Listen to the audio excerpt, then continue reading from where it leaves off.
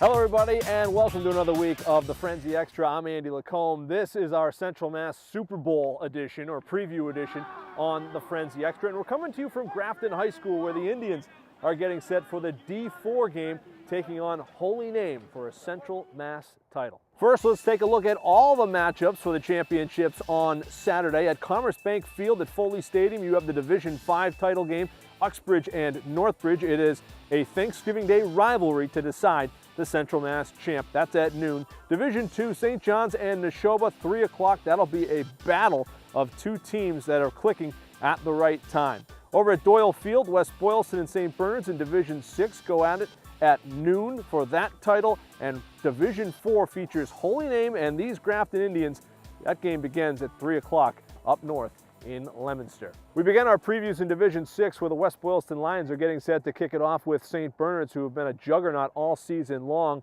West Boylston's loss came in Week 1 against the Littleton Tigers, and the WB came back and avenged that loss last week to get into this position. The Lions feel ready for the big stage. It was a great win. It felt really good. We worked through the whole game to get that. Wasn't an easy game at all. It was a lot of work. One of the greatest wins our team has ever had. You know, we were preparing the whole weekend for it to pay off like that. It was just awesome. Honestly, since I've joined the team, beating Littleton has always been one of our, number one goals. I know every senior here, that's what they wanted to make this season complete. It was just pure excitement. Right after the first week loss against them, Coach Ross said we would see them again. And we all believed it, and there we went, Week 1 in the playoffs, first person we saw. So it definitely was part of our mindset to go out there and get our revenge. Ever since that Week 1 loss, we just kept saying, we're gonna see them in the playoffs. We just got to keep pushing and be ready for them next time we see them. St. Bernard's, they're a good team. They've played some other good teams and they've won. So we're gonna have to just do the same thing, keep having good practices every day and just working our best. They're a really good football team. We're just gonna do what we did for Littleton, work really hard all week, have a good week of practice, and hopefully it'll go well. They're a really good team. They deserve the record that they have, and we're just gonna prepare and treat them like any other team. Got to step up. In Division 5, the Northbridge Rams, their offense seemingly unstoppable. Their defense has been great all year, and they get ready for a rematch in this Central Mass final against Uxbridge, a team long been their rival on Thanksgiving Day. So the two teams are going to play again this year no matter what. For Northbridge, they're gearing up to play the rivals. Every week we've been trying to get better and better and come together as a team so that by playoff time we'd be playing our best football, because that's really when it matters. We played them last year. We won, so we know that they're going to come out firing, but we'll be ready. We'll have a good week of practice and we'll be ready to go. Northbridge always plays Uxbridge. It's the next town over. It's always a big game. There's always a ton of fans and a ton of people from both teams out supporting us. It's been pretty tough knowing that everybody wants to come out and try to beat us, and it's always going to be a great win for them if they get it, but we're just trying our best to not let that happen. We've always had that X on our back, kind of, just being Northbridge. So we really know that we have to come out and play our best, and we can't underestimate any team because we know that they're going to give us their best. In Division 4 here in Grafton, these Indians, their senior class, they watched as freshmen as the Grafton Indians won a Central Mass Super Bowl. Now they're in position to do the same thing, taking on a Holy Name team that brings the smash mouth play to a whole new level. Grafton getting ready for a physical matchup for the title. It's a great feeling. Coming in freshman year, I used to look up to all the seniors in my senior class, and seeing them go to their Super Bowl, it's all I've been thinking about. It means a lot to us because other than these two Super Bowls, we haven't been to the Super Bowl in like 30 years, or 30 plus years, so it means a lot. They obviously have Mensa, who's a really good back, and the double wings. We're pretty familiar with it. I played with it for a while, so I think we've got the tools to stop it. Tantasco game, it was a great game. Being able to go out there and beat them after such a horrible loss just felt great. We've been just striding throughout our season, trying to do what we're doing and pushing as hard as we can, and it's working. Feels really good, especially in your last year of ever playing football, to be in a serious championship contention. All right, with the head coach now of the Grafton Indians, Coach Mack, talk to us a little bit about the team, the run you guys are on right now, and coming back and avenging a loss against Tantascwa to get to this point. Honestly, Andy, it's a tribute to the kids, really. How hard they work in practice, how hard they prepare for the upcoming opponents. I think that's what's really put us in the position we're currently in. We feel very fortunate to be in this position, considering how difficult Division IV is. From top to bottom, there's a lot of really good programs, historically great programs. So to be in this position, again, it's a tribute to our kids and how hard they work and the effort they put in, whether it's in the weight room in January, all summer long, or here on the practice field. I think it all goes back to them and, the work that they put in. You're now up against a team in Holy Name, and maybe people wouldn't have expected Holy Name and Grafton because you talked about all the competition in D4 in the Central Mass Super Bowl against Mike Pucko and one of the all-time great characters and coaches. What will it take on Saturday? It's going to take a tremendous team effort. Holy Name's so well coached. Over the years, again, they're one of those programs who you strive to be like every year. They're competitive, they're tough. We know we're in for a major challenge on Saturday. We know how hard they played, having played them the last couple of years, gone to camp with them, having scrimmaged them this year. In the preseason, it's a tremendous challenge. They're big up front, tremendously athletic. Kevin Mentz is one of the premier backs in the area, so it's a major challenge for us.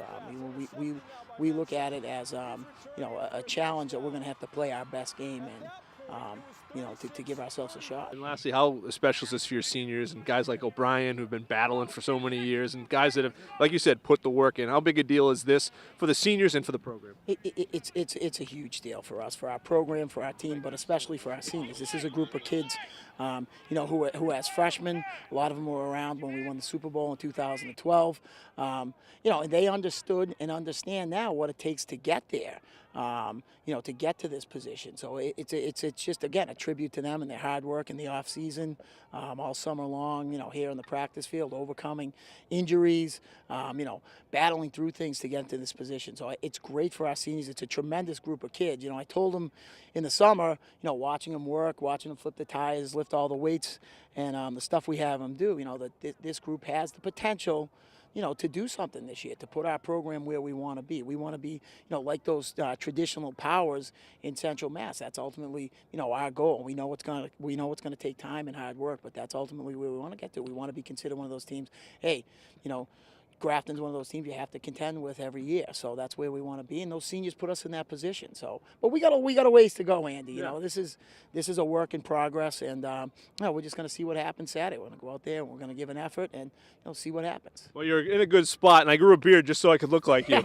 So here's what we have coming to you this Friday night on the Frenzy, 10:25. As usual, we will have all the Week 10 games in Central Massachusetts. And then on Saturday, the championship frenzy comes your way at 10:30.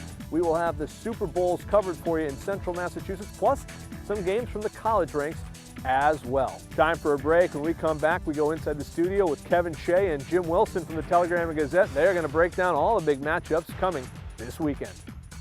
Coming up this week on the Friday Night Football Frenzy.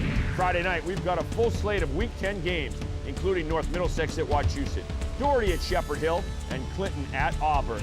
On Saturday, a special Super Bowl edition. We have highlights of all the Central Mass Super Bowls. Friday night, the Frenzy's on at 10:25. Saturday night, the special Central Mass Super Bowl Frenzy is on at 10:30. The Frenzy, presented by Bay State Savings Bank, Herb Chambers, Toyota of Auburn, and UMass Memorial.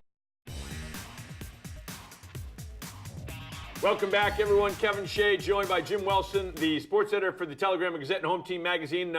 Willie, now we are into the Central Mass Super Bowls. Finally, if I say finally, it's only Week 9, really, but Central Mass Super Bowls, and that's what these are. You can call them, they can call them district championships. They're Central Mass Super Bowls, and always will be Central Mass Super Bowls. We'll go through the matchups, and we can talk about the matchups and how each team got there even, too. St. John's, Neshoba, Division I. You and I talking about this. Oh, that's true. Division Two. Division II.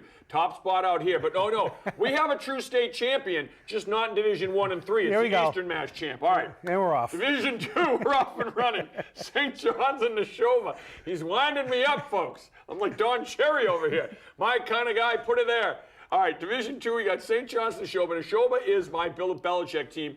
do your job. Because that's what it is. They have every guy, 11 guys on the field, do your job. They all do their job. Nothing flashy, nothing fancy, no big names.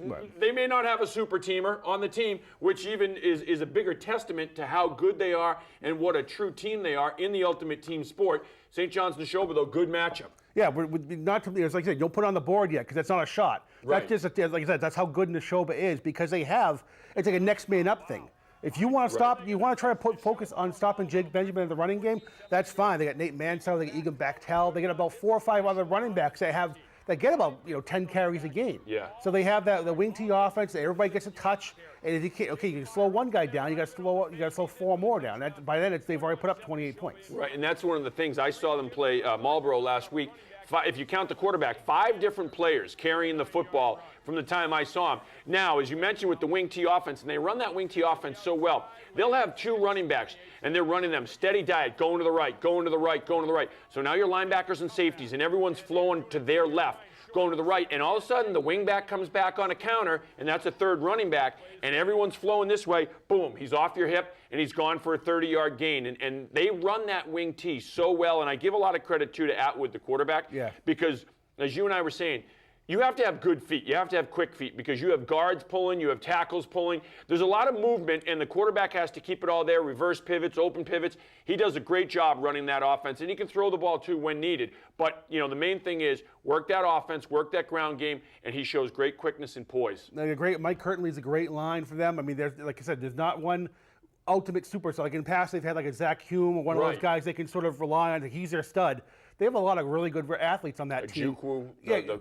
Really fast running back. Exactly. So it's like one of those. They don't have that kind of team this year, but because they have a lot of A players. They have the guys they can rely on every week to be the focus point. Right. Which I think makes them dangerous. That's why they haven't been beaten yet. And what they have, too, is they have, when you look at size-wise even, and I've said this looking at this team, they have some tall guys on the line. They're not huge. They're very strong. They're very explosive. These guys can all move, great feet, great quickness, and they are very, very explosive. And defensively, you see it on offense. Defensively, you see it as well. They swarm to the football, and when they get there, they're hitting. They are a physical team. Right. Their guys come off an assembly line. They all come on the same 6'1", 2'8". That's what it is. Exactly. It's just this boom, boom, kind of guys. The same thing with their defense. There's not one superstar. There's not, like I mentioned, Hume on defense a couple years ago. I mean, he was the guy that you had to worry about. Where's this guy? You're looking for a number before every play. Because they have it, guys. The Kyle Hume, Kennan, is another great player. They have all these guys that just next man up, get a lot of hats to the ball, and they can shut teams down. Yeah, it's impressive. It's very impressive what they've done, and to be undefeated, and they beat Leominster. Okay, now St. John's beat Leominster last week, and the interesting dynamic there is St. John's played Leominster 2 weeks ago, and they kept it kind of vanilla. Now they played to win, but they didn't want to show Leominster anything, so they didn't put any different kind of wrinkles in defensively or offensively. It was, we're going to play some kind of straight, almost like it was the preseason game. We're going to give you base packages. We're still going to try to win because we'd like home field advantage, but we're not showing you everything because we know the bigger game, the money game, is that playoff game. And one of the biggest differences that game 2 weeks ago, Leominster got out to a really quick lead and a big lead.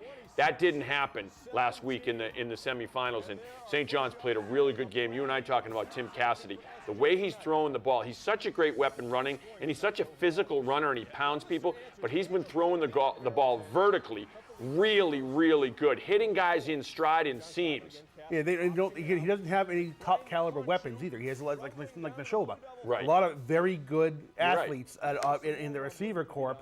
Cassidy's probably his own running back. He's running for about 800 yards, 600 yards or so. Right. So he's their top running back, and he doesn't have like a Shane Combs or Ephraim Montalvo or anything like that kind of guys they've had in the past that can sort of take over a game in the air. Right. So he has guys like Cam Lucy, Nick Pilata, those guys who can do the job when they need it every week, which I think which makes them dangerous. No, you're right. And you look at the Neshoba running backs, and they're all about 5'10" to 6 feet, and all about 185 to 200. And those the St. John's wide receivers are all about 5'10" to 6 feet, and 165 to 185. Or 190. It's interesting. Now Division 4, Holy Name and Grafton. If we had set odds before the season that this is going to be the Super Bowl, if we had our version of Vegas odds, whoever bet this would make a lot of money because this was a long shot going into the season, and even a couple weeks into the season when you're talking about Holy Name.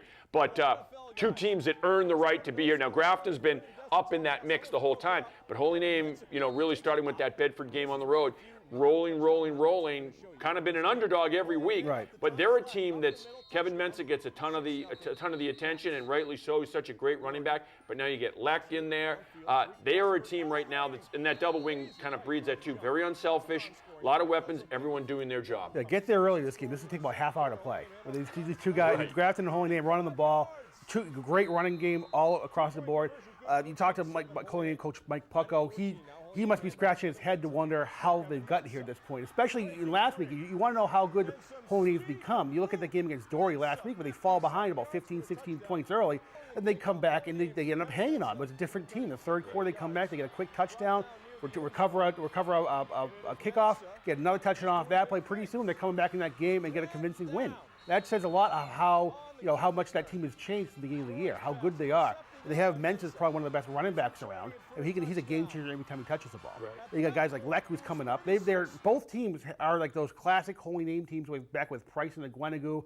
2,000-yard capable running backs in the backfield. And I think that just makes them how dangerous. Who do you watch? Right, and they had two of their alums there. They had Iguanagu, however you want to pronounce it. When he was here, he was Iguanagu, but they had Emil and Nick Hague both on the sideline, two great players in Naps history.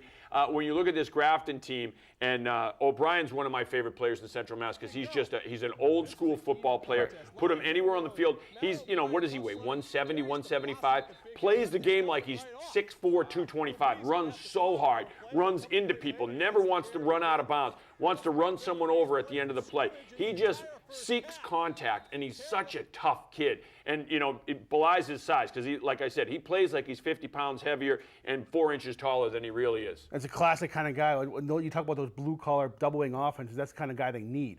And now they got, Efito Melanfau in the backfield with him. They seem to be giving him a lot more touches in the last couple of weeks, and that's almost changed the whole trajectory of the Grafton team. He's been really getting, I think last week they both had 2 touchdowns. 2 weeks ago against Nipmuc, I think Melanfau almost had 200 yards rushing. So having that kind of 1-2 punch is making them so much more dangerous because they're a good enough team where they can get those yards, and you can't really focus on one player over the other. And that's the biggest thing there is you talk about running backs being fresh in the second half. And when it was just O'Brien doing the lion's share of the running, by the second half of the game, he's exhausted and he's worn out. He's still churning up yards. He's still looking for contact, but he's exhausted. Now with Melifonwu in there, and you started to see this shift almost a little bit in the offense in that Auburn game. Melifonwu is so smooth. He looks like he's gliding out there. It looks effortless. He's jumping over cornerbacks. He's running over people. He's slipping in between linebackers. Just so smooth.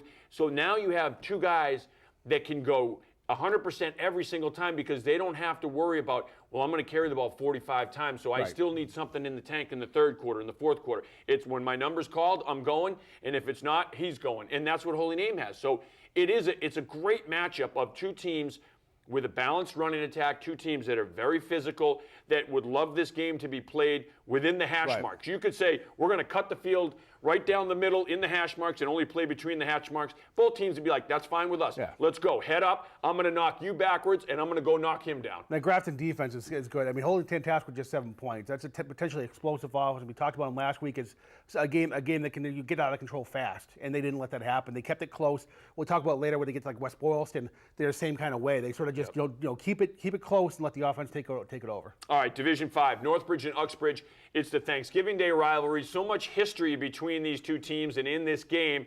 Again, normally, though, the Thanksgiving Day rivalry, this time for a Central Mass Super Bowl, and then they'll play on again. Thanksgiving. So very impressive. It's going to be a great game, I think. And one thing you're talking is emotion. Right. And this game, before we even get into the personnel, you talk about emotion, and both teams are going to be fired up for this one just because of what it means in each town. I think that's great. I mean, there's no secrets between these guys. They know what each other has in the bag.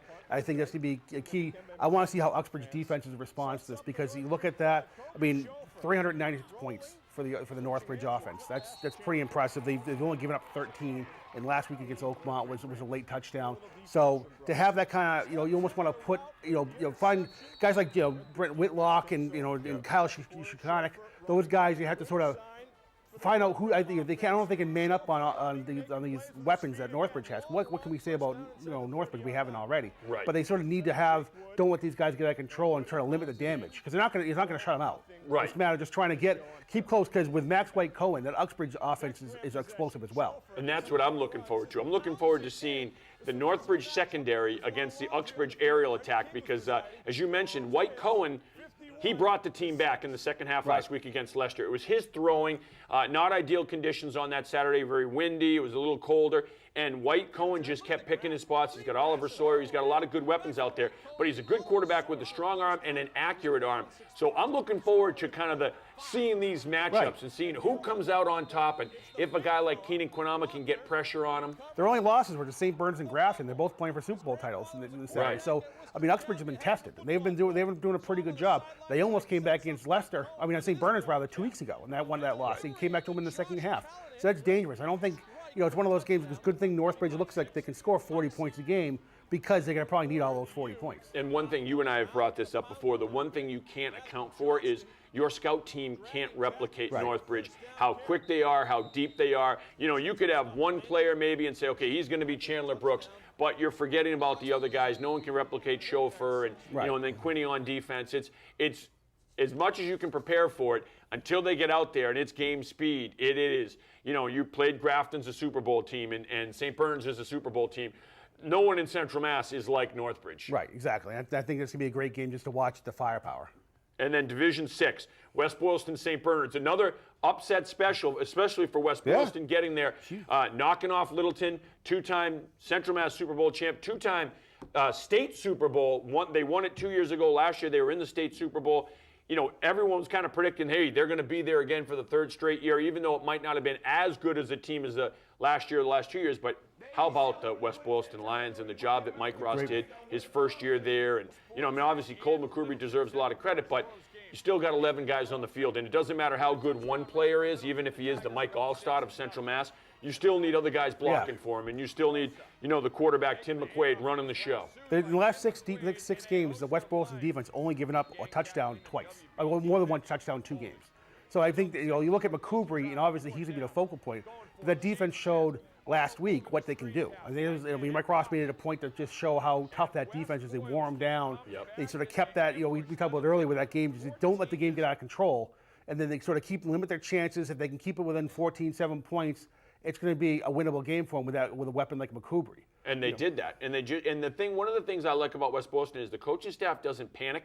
In that first half, Littleton really bottled up McCoubry. Every time he got the ball, he'd get 1 or 2 steps, and there were 2 or 3 Littleton players already on him and swallowing up. They did a great job. They were so quick getting to the football. They wrapped up real well, but they stuck with the plan. West Boylston stuck with the plan. They adjusted a couple things in terms of blocking, schematically blocking, but they stuck with the plan. They wore them down, and you and I talked about this.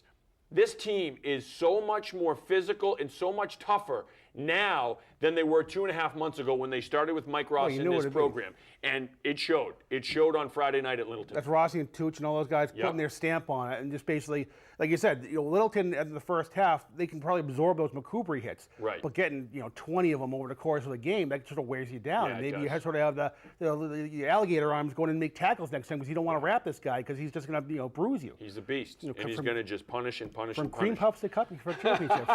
And to Navy SEALs. Exactly. That was the speech last week. St. Bernard's quarterback Cooper Bigelow, it all starts with him.